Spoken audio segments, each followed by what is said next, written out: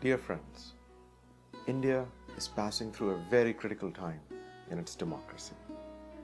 Jawaharlal Nehru, in his famous speech on the eve of our independence, said, and I quote, "A moment comes, which comes but rarely in history, when we step out from the old to the new, when an age ends, and when the soul of a nation long suppressed finds utterance."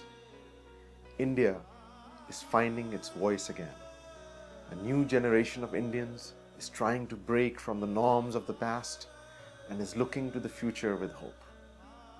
Change is not going to come if we don't seek it. The path to change is not an easy one. It requires firm resolve and a strong sense of conviction.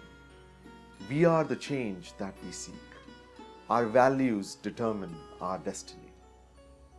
The Aam Aadmi Party has shown courage and determination to overthrow decades of habitual pessimism polluting our polity.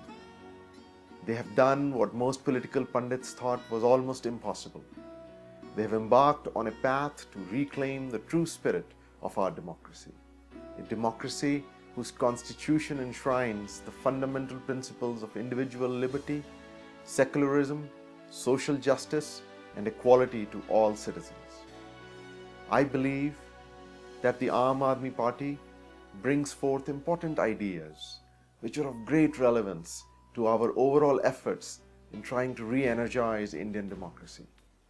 Their vision for a clean government and a different kind of politics has captured our imagination. It is not entirely about winning the Vidhan Sabha elections in Delhi next week. It is about sowing the seeds for a better country for ourselves and our posterity. They are bound to make mistakes and may even fail to break the established norms of politics. But whatever the outcome, their effort is laudable and will definitely help rejuvenate democratic ideals of Indian polity. My name is Aman Kalra. I am a physician by profession and I live and work in the United States. I was born and raised in Chandigarh in northern India. This video presentation is entirely my own creation and production. I'm neither a historian nor am I affiliated with any political party or organization.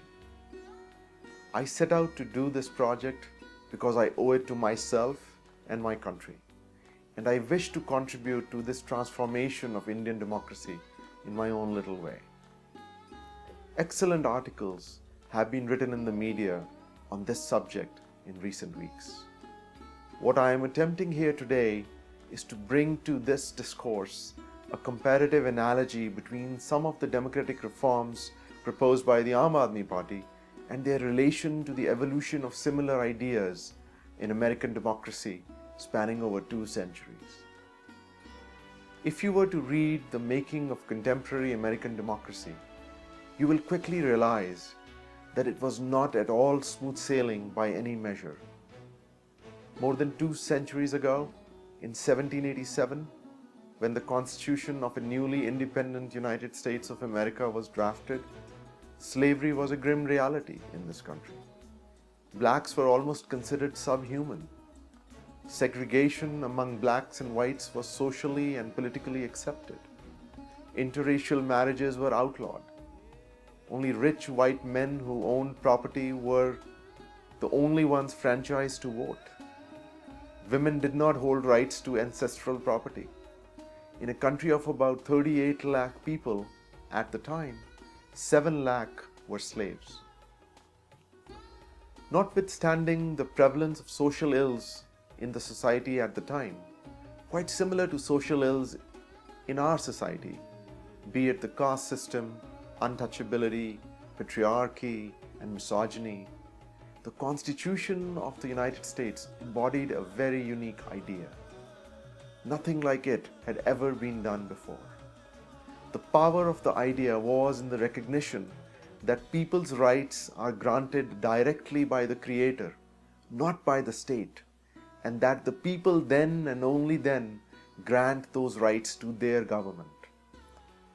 The founding fathers of America realized that all of mankind was seeking the same basic three things: freedom, prosperity, and peace.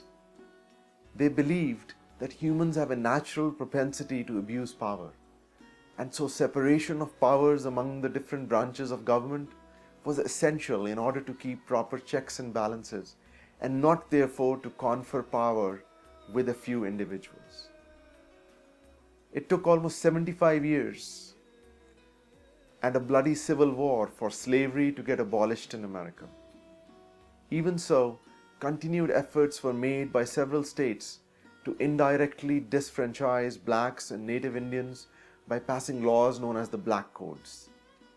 It was only in 1964, with the passing of the Civil Rights Act, almost 175 years from the date the original Constitution was adopted, for segregation to end in America. Women in the United States too were disfranchised and discriminated against for more than a century. It was not until 1920 when women got the right to vote with the passing of the 19th Amendment to the United States Constitution. You may be surprised to know that even Great Britain, our colonial rulers, did not give women the right to vote until 1928. France not until 1944, and Switzerland astonishingly not until 1971.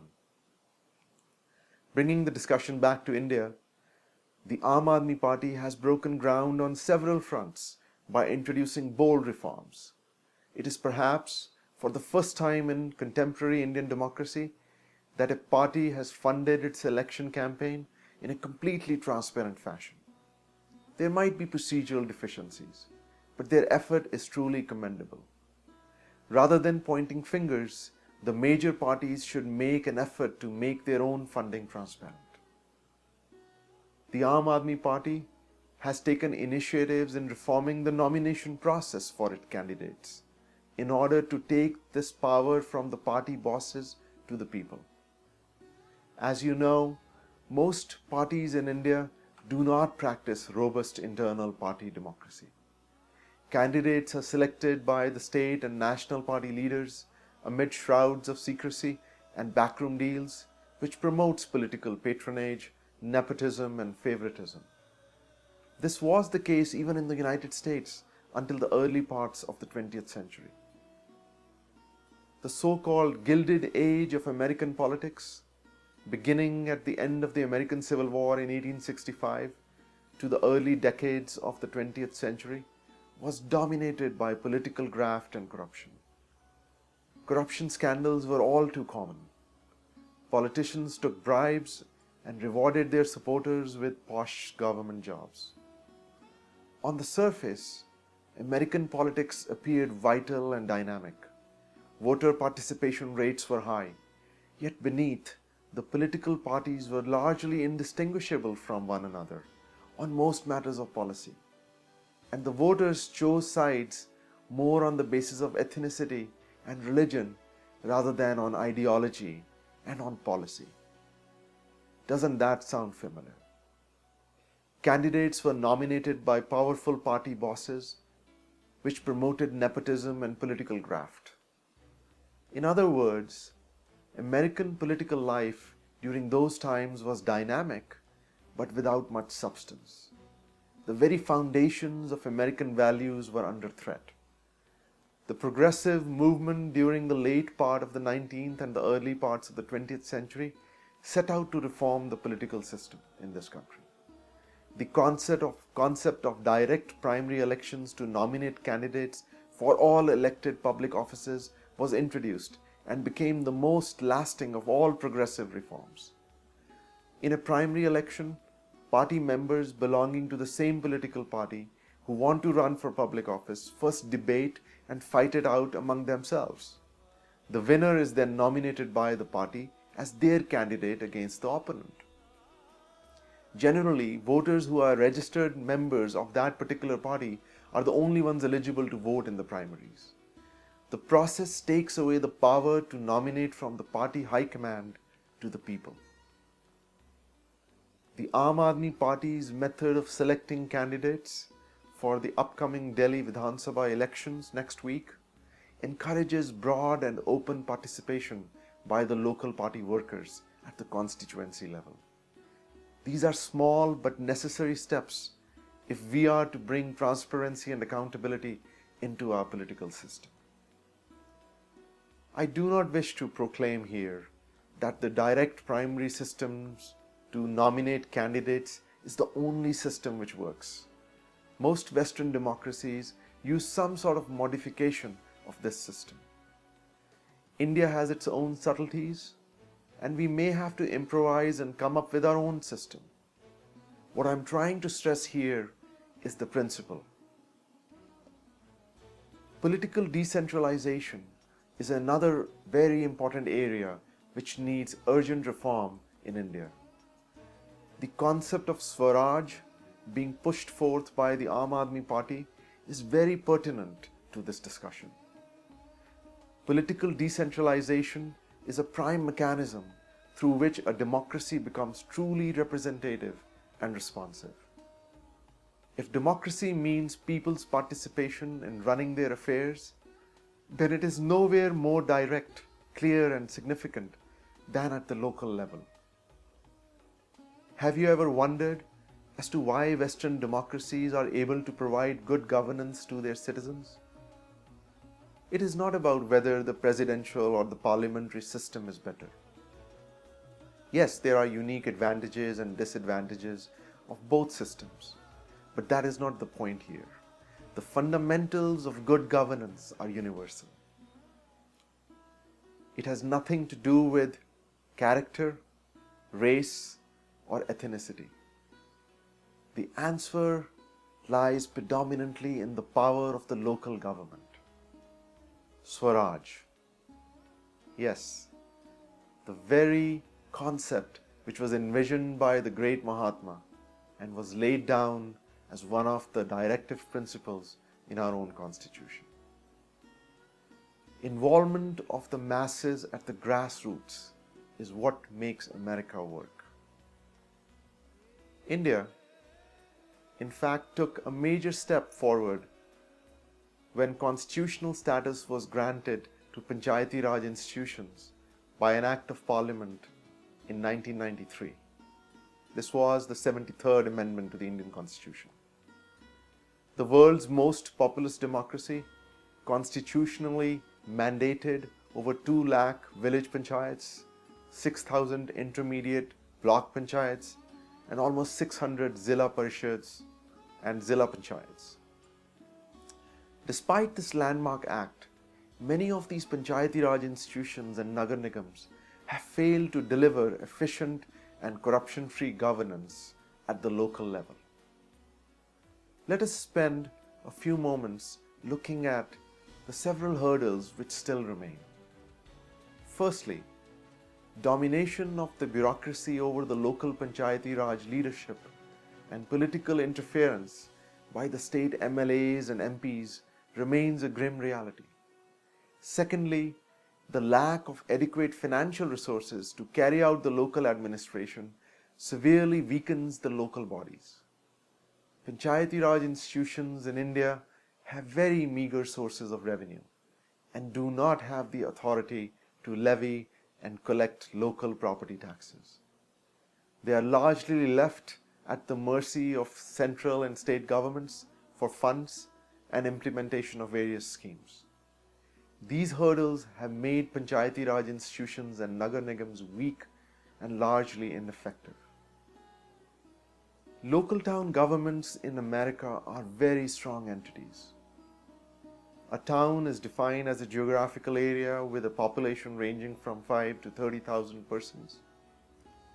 A town directly elects its own set of 5 to 10 councillors, who are then responsible for all legislative functions of the municipality, such as establishing policy, passing local ordinances and laws, budgeting, etc. The council usually hires, and the key point here is hires and appoints a professional town manager, more like a CEO with expertise in public administration, or consider him an IAS equivalent by training, to oversee the day-to-day administrative operations and implement policy. The town council, like the board of directors in a corporation, may dismiss the town manager by a majority vote at any time. The towns conduct biannual town meetings where all major issues related to the municipality are discussed, debated, and voted upon. Towns have the legal authority to levy and collect local property taxes from each and every household in that town. Local property taxes are in fact the primary source of income for the local administration. The state government too helps with funds, but such funds are generally targeted and directed towards development of schools and other new infrastructure. Towns manage their elementary and high schools, elect school committees, hire teachers and headmasters, construct their own curriculums based on national standards, and so on. Towns have their own public works department, which is responsible for the upkeep of local roads and bridges, maintenance of water lines and sewers, garbage collection and recycling, and so on. More importantly, towns have and pay for their own police, fire and ambulance services. They maintain their own birth and death registries, land registries, and so on and so forth. Such great levels of local control over services brings accountability, transparency, and efficiency in the system. A strong local government is fundamental to the working of a great democracy. However, it requires delimiting the role of the bureaucrat, strengthening revenue generation at the local level, and empowering the local leadership. The Aam Aadmi Party has shown resolve in spite of astronomical hurdles. Their task ahead is mammoth, and they need every bit of our support. Come, let us join them in their noble endeavor for a better country. Even in their failure, we shall seek success. As the great Mahatma once said, and I quote, "We need to be the change we want to see in the world." It is normal for many of us to be skeptical about the future of our country, but we can't afford to lose faith in the concept of India. We are the standard bearers, and we owe much to our motherland. Let us not look into the depths of despair and hesitate. Let us look to the sky and say to ourselves, it's time to fly. Thank you very much for listening. Jai Hind.